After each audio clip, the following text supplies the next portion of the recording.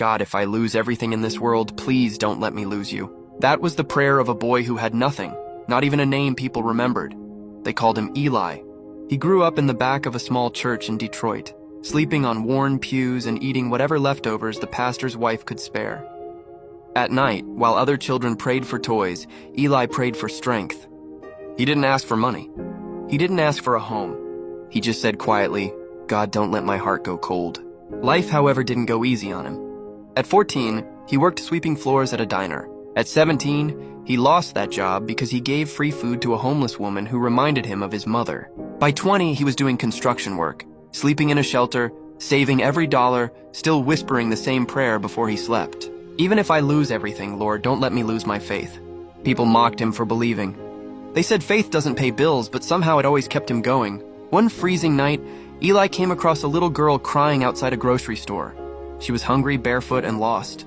He spent his last $5 to buy her food and a small blanket. When he handed it to her, she smiled weakly and said, My mommy says God sends angels when we're scared. Eli smiled through tears. Then maybe he sent two tonight, he said softly. He walked away with nothing in his pockets but peace in his heart.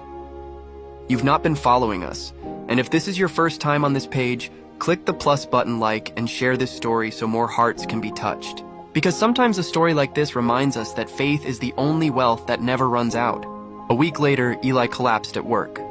Malnutrition and exhaustion had taken their toll. He woke up in a hospital bed, IV tubes running through his arm. Beside him sat the same little girl and her mother. The woman held his hand and said, You don't know me, but my daughter wouldn't stop talking about you. You saved her life that night. We looked for you everywhere. She handed him a letter. It was a job offer at her company.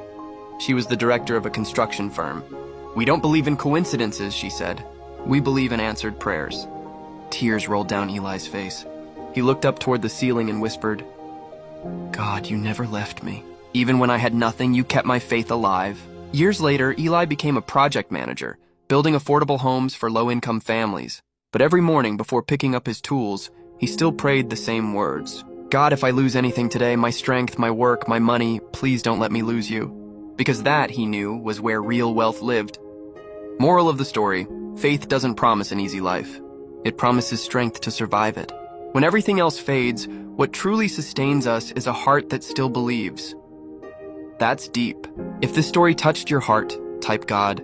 Thank you for today and everything you have done for me in the comments. Share this story to remind someone that faith still moves mountains, and tap my profile to watch more stories that heal hearts and strengthen hope.